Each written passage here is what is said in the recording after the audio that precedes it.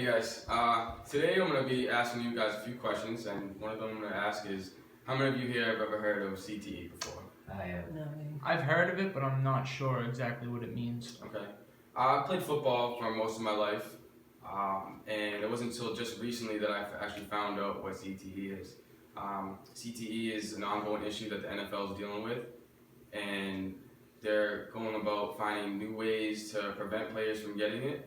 So today, first I'm going to start off by saying what exactly CTE is, and talk about some of the symptoms.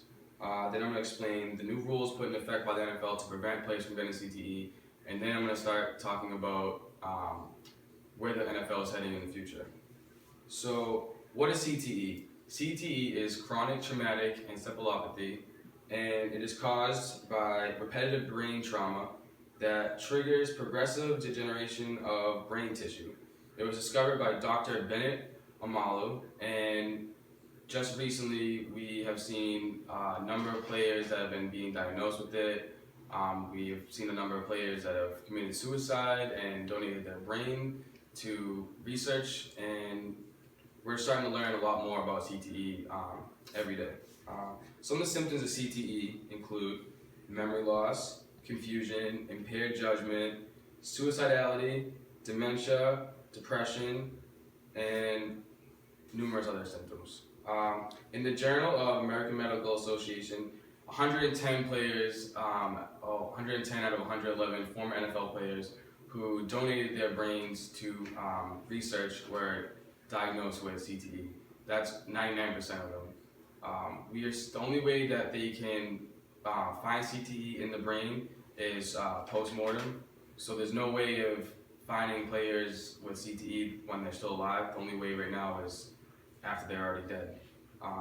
So they're still working on other ways to look into that. Another BU study found that 87% of 202 players that were either semi-pro, college, high school football players, or play over a year, they were all diagnosed with CTE. So that's a really big number, and I think that no matter what, football is a very physical sport, and there's not much you can do to prevent it. But now I'm going to talk about some of the other victims, high-profile victims that were found with CTE.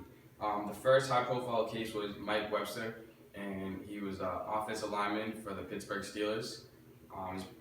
So over his 25 years of playing, they estimated it was equivalent to all the hits that he took to his head was equivalent to about 25,000 car crashes, which I thought was a pretty crazy number when you really think about it. Other players include Junior Seau, Kenny the Snake Stabler, Henry Long, and just recently former Patriots tight end Aaron Hernandez. So what are some of the new rules put in effect? After all the lawsuits that came out to the NFL, where players were suing the NFL, the commissioner and the rest of the league had to come up with new ideas and different things to do to keep players' safety and keep their reputation.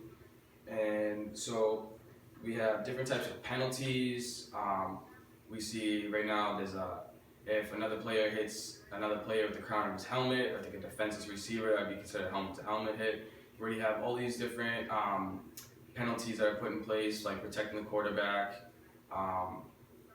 So they also have different fines for different types of illegal hits, like headhunting and stuff like that, or we have even suspensions for certain players. As of 2009, they came up with a concussion protocol where people off the field can review potential hits that could cause concussions, and they can put the players in the concussion protocol, even take them out of future games, limit them in practice, and they can tell when the player can and can't return to playing. So the future of the NFL and where it's headed, right now there's so many different possibilities on where the NFL is going to be going with this. I've read articles saying that they're going to be looking into making new helmets. Right now, a lot of teams, they change the way they practice. They don't do a lot of hitting like other players. Most of the tackling they do is on dummy bags. Some of them are controlled, like they're like robotic bags, and they move like a player would. So this is prevent more of these injuries taking place at practice. And into the future, we're looking at other future rule changes that could be taking place. I've heard some owners saying that they want to take away the kickoff. I don't agree with that, but who knows? The NFL's always making new rule changes, and so I'm going to end by saying that no matter what, football is a physical sport. There's no way that you can prevent these type of hits, not these type of hits, these type of injuries.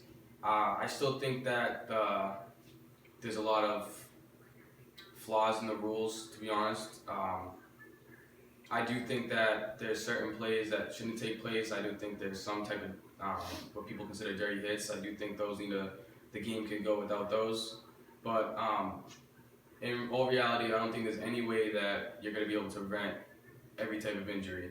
But I do agree with what the NFL is trying to do with the concussion protocol, because what's happening to some of these players when they retire, it's not pretty at all. But I still love football. I'm not going to stop watching it. I love the game. And I'm going to end with a Tom Brady quote, and that is, "Football is unconditional love." And thank you guys for watching my speech.